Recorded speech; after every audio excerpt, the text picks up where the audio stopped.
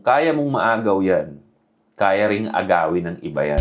You, what is good? Welcome back to Josh on Point, mga pare. So ngayon ang pag-uusapan natin, babaeng galing sa agaw. Seseryosohin mo? Bad boy shake a la kill, ako 10 toes down. Kung under self-improvement ka or gusto mo lang mag-amoy mabango, may bad boy na may class, pare. Available mga perfumes natin sa TikTok shop. Link nasa description. So kung gusto ninyo mag-react ako sa mga problema ninyo, gusto niyo marinig yung opinion ko sa mga problema ninyo, go ahead, message me sa Facebook. Mas nagre-reply ako doon. Confidential naman yan. Okay? So let's go. Sir Josh, sana mapansin mo to.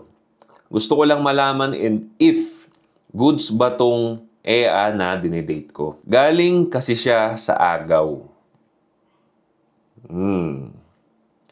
Pero di naman siguro matatawag na agaw yun kasi siya yung lumapit sa akin. 18 years old siya and ako naman 22. Okay? Legal age, safe. Down siya sa akin kahit di pa kami kasi siya yung parang nanliligaw sa akin. Dinadalhan niya ako ng pagkain sa company. Tapos, siya yung nag-aaya sa akin ng date. Dala pagkain, siya nag-aaya ng date. So, take note of that, mga pare. So, si girl yung parang nagsisilbi. Okay? Hindi simping ang nangyari. Hindi simp na lalaki to. Kumbaga, simp yung babae sa kanya. Gumagawa talaga siya ng paraan para mapilit niya ako lumabas. Kaso lang, nung nagkakilala kami, ay may BF pa siya. 2 years na sila at live-in pa. Alright? Nagugulat ako sa mga dynamics ngayon ng mga bagong generation. Biruin mo, 18 years old.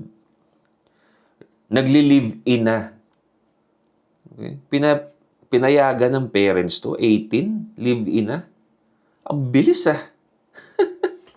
Usually pare, 18 years old, nasa poder pa to ng parents. Minsan mahigpit pa yung parents nito Di ba? So red flag. Okay? Red flag. Pero nakipag-break na siya after nung first time naming lumabas kasi daw sinasaktan siya physically.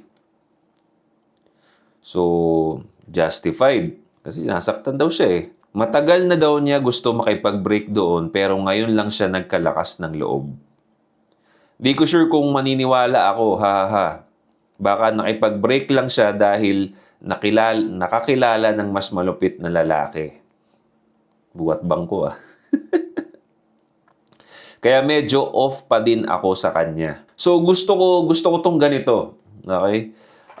Halatang nanonood na to ng Josh on Point, tambay na to sa Josh on Point. Kasi, although maganda yung pinapakita ng babae sa kanya, kumbaga talaga nagsasubmit, gusto mag-submit, skeptical pa rin siya.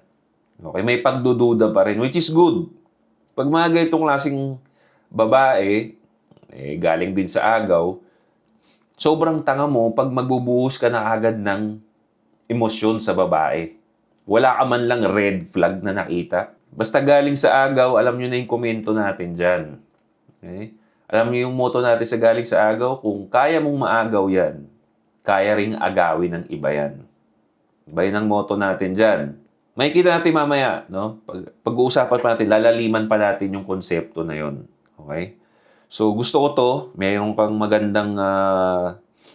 may maganda kang foundation which is maging skeptical sa mga bagay-bagay, hindi basta tanggapin lang, tanungin. No? Katulad sa mga information na kumakalat ngayon, huwag basta-basta tanggapin lang, tanungin, magtanong, be skeptical sa lahat ng information. Parang sa babae, maging skeptical, huwag basta tanggapin lang. Kasi dyan maraming nauuto, dyan maraming naiiputan sa ulo. Diba? Emosyon ang pinapaandar imbis na utak. Magtanong. So ito, kaya medyo off pa din ako sa kanya. Pero tinuloy ko pa din makipag-date. Tinuloy ko pa rin pakikipag-date sa kanya para matest siya. Okay, good. Tapos 1 week pa lang kami nagdi-date. Tinanong niya ako about sa status namin. Oops. 1 week pa lang, status kagad, medyo ilag-ilag. Sabi ko, masyado pang maaga para doon. Very good. Sabi ko, kilalanin muna natin ang isa't isa. Very good. So, again, maganda na yung foundation mo, pare. No? And I suggest, ganito rin kayo. Huwag matakot sabihin yung mga boundaries ninyo sa babae. Kasi dyan magbibuild yan. Okay? Yung mga boundaries ninyo, maganda yan na-establish nyo kagad pag bago pa lang kayo. Kasi mas may hirapan na kayo dyan. Magiging matigas na yung babae pag matagal na kayo sa kaya mo pa sasabihin yung mga boundaries mo. Okay? So, magandang lesson to. Yung mga red flags ninyo, yung mga ayaw ninyo sa babae, sabihin nyo kagad habang dating pa lang kayo para masala nyo talaga. No? At kung gustong-gusto ka talaga ng babae, ma-adjust niya kagad yung ugali niya. At least, pag nagalit ka, wala siyang reason para magulat at sabihin, hindi ka naman ganyan dati. Hindi! Sinabi ko sa'yo to Nagdi-date pa lang tayo, sinabi ko sa'yo, ayoko ng ganito. So, practicein nyo yan, bro. At huwag matakot na sabihin ng boundary sa babae. Yan ang isa sa mga bagay na nagsiseparate sa bad boy at sa nice guy. Ang nice guy, takot sabihin ng boundaries. While tayo, hindi. Kaya mas maayos tayo magpalakad ng relationship. Kaya mas maayos yung mga babae na kukuha natin kasi una pa lang, sinasala na natin. Okay? While yung mga nice guy, nagsisisi sila pag matagal na. Hindi ko alam, mabunga nga pala to. Mapisikal pala to. Paano? Hindi mo sinabi. Hindi mo na-establish na ayaw mo ng ganito. Pare, boundaries creates respect. So, para, alam mo na, yung babae, hindi ma-practice niya na, hindi jump into conclusion. Ganito sila mag-shit test. Sabihin nila, ano ba tayo? Yan yung pag-a-assert nila ng dominance sa relationship Ganyan sila magpasundot-sundot ng assertive. Pag sinabi mo dyan na, sige, tayo na.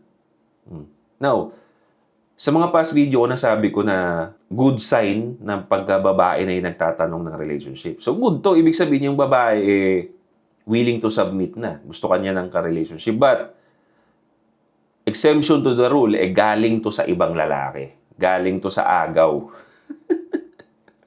Okay? So, huwag kayo malito. Pag ang babae naghahabol na sa'yo ng relationship, okay naman siya, diniskartehan mo siya in a traditional way.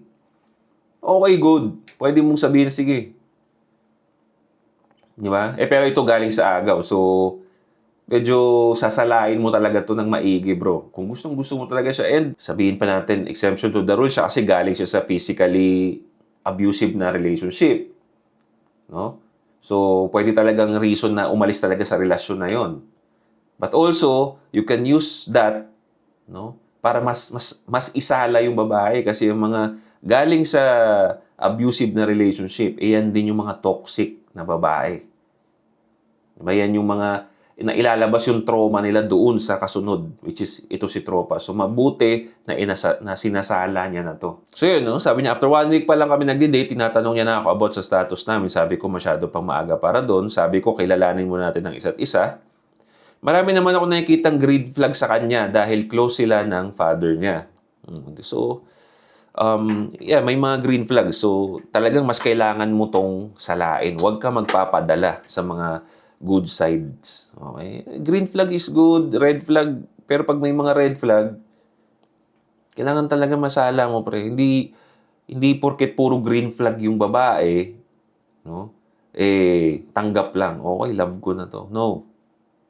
Dangerous yun. Ibig sabihin nun, namamanipulate ka pa. Active siya sa sports and nagkakarate pa. Okay, good. Masungit siya sa ibang lalaki. Right? Low body count pa kasi, 18 lang. Hindi rin no? Tangina, mga dami ng 18 ngayon na 5 na yung body count Diba? So, again, tiwala naman ako sa'yo na masasala mo to kasi tropa ka nanonood ka ng Joshon Point So, hindi rin siya umiinom at nagbabar.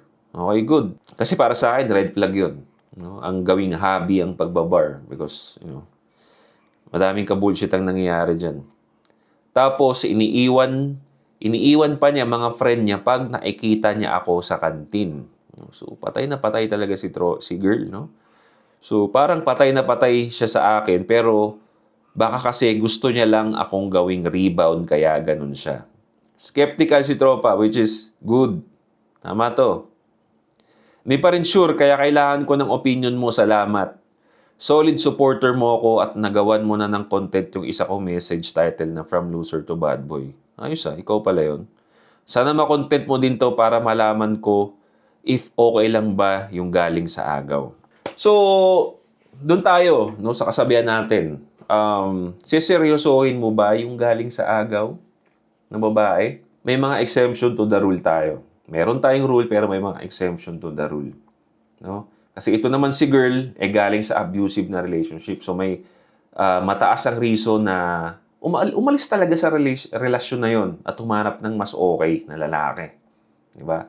So, sa akin kasi, magiging red flag talaga kung yung babae galing sa maayos naman na relationship. O bakit ayaw mo dun sa maayos na relationship? Ibig sabihin, malandi lang talaga yung babae. Okay naman yung lalaki niya, pero naghanap pa rin siya ng iba. So, malandi talaga itong babae. At para sa akin, no-go zone yun. Di ba? Pero dahil galing siya sa abusive, okay? Now, bilang lalaki, nag-iisip tayo. Hindi tayo basta-basta naniniwala lang sa sabi-sabi. Pagganahin ng utak, maging skeptical, at i-test ngayon yung babae. Katulad ng ginagawa niya. Hindi muna tayo magiging tayo. Di ba? Hindi muna tayo official. Magde-date tayo, magbibembang tayo, dahil gusto kong i-test ka kung okay ka ba talaga. Di ba? And always remember, pare, no? Katulad nitong dynamics nila. Si girl, lagi niyang piniplease. Yung gusto niya talagang i-please itong si tropa. So, ginagawa niya lahat. Dinadala niya ng pagkain, pinupuntahan siya, iniiwan yung tropa para dun sa lalaki. Nasa magandang dynamics ka na. Ikaw ang may power.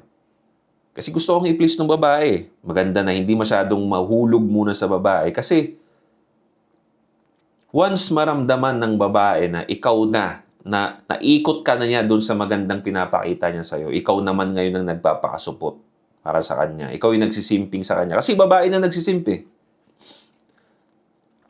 So ganito ang madalas nangyayari. Babae nagpapakita ng maganda. Boom.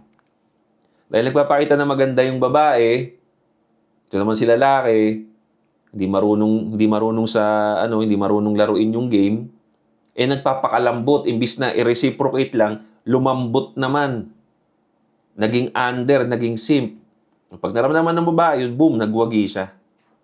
Nabaliktad niya yung dynamic. So, since nandiyan ka sa dynamics na maganda, maging skeptical kayo, wag muna masyadong magpakahulog dun sa babae na yon para ma-maintain nyo yung ganung klaseng dynamics.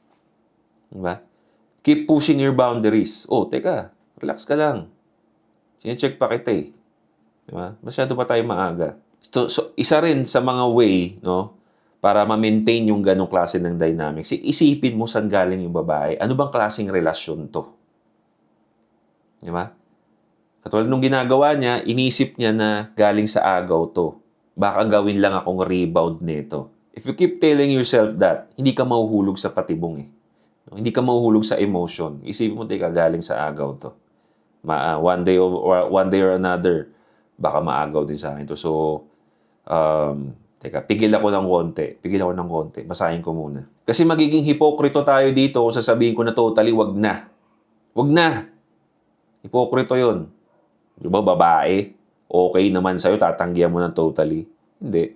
Magbasa ka pa rin. Sa akin lang naman, huwag kang mahulog sa emosyon mo in handling this kind of women, in handling this kind of situation. Kasi doon ka mas talo. Doon mas magiging mali. So, sana may natulungan ako doon sa pinag-usapan natin. Again, don't forget to subscribe, hit the bell para notify kayo sa mga bago nating videos. This is Josh on Point. See you next time. Boom.